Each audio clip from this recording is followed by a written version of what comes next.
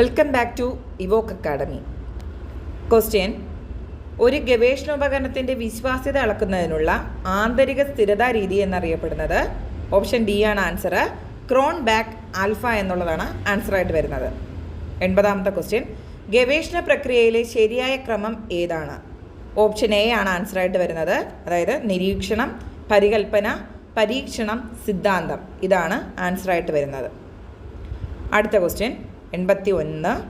നീതി ആയോഗിൻ്റെ ഇപ്പോഴത്തെ ഉപാധ്യക്ഷനാര്?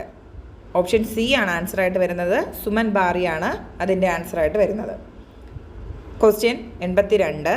വിദ്യാഭ്യാസത്തിനുള്ള അവകാശം ഏത് ഭരണഘടനാ ഭേദഗതി പ്രകാരമാണ് മൗലിക അവകാശത്തിൽ ഉൾപ്പെടുത്തിയത്? ഓപ്ഷൻ എ ആണ് ആൻസർ. ഭേദഗതി 86. 83ാമത്തെ ക്വസ്റ്റ്യൻ: കേരളത്തിൽ തണ്ണീർത്തട സംരക്ഷണ നിയമം നിലവിൽ വന്ന വർഷമേത്? ഓപ്ഷൻ ബി ആണ് ആൻസർ. 2008.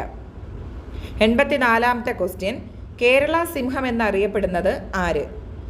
ഓപ്ഷൻ ഡി ആണ് ആൻസർ. പഴശ്ശിരാജയാണ് കേരള സിംഹം എന്ന് അറിയപ്പെടുന്നത്. 85ാമത്തെ ക്വസ്റ്റ്യൻ: SNDP യോഗത്തിൻ്റെ ആദ്യ ജനറൽ സെക്രട്ടറി ആര്? അതിൻ്റെ ആൻസർ ഓപ്ഷൻ എ ആണ്, എൻ കുമാരനാശാൻ. 86ാമത്തെ ക്വസ്റ്റ്യൻ: താഴെ പറയുന്നവയിൽ കാർഷിക വിപ്ലവം ഏത് എന്നാണ് ക്വസ്റ്റ്യൻ. ഓപ്ഷൻ ഡി ആണ് ആൻസർ. കുറിച്യ കലാപം. 87ാമത്തെ ക്വസ്റ്റ്യൻ: താഴെ കൊടുത്തിരിക്കുന്നവയിൽ ശ്രീനാരായണ ഗുരുവുമായി ബന്ധപ്പെടാത്തത് ഏതെന്നാണ് ക്വസ്റ്റ്യൻ ചോദിച്ചിരിക്കുന്നത്.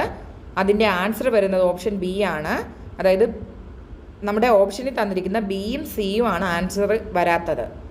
ആദ്യയേഥ ചിന്ത പദ്ധതിയും അതുപോലെ തന്നെ വേദാന്ത സംഗ്രഹമാണ്. അത് നമ്മുടെ ശ്രീനാരായണ ഗുരുവുമായി ബന്ധപ്പെട്ടതല്ല. അതുകൊണ്ട് ഓപ്ഷൻ ബി ആണ് ആൻസറായിട്ട് വരുന്നത്.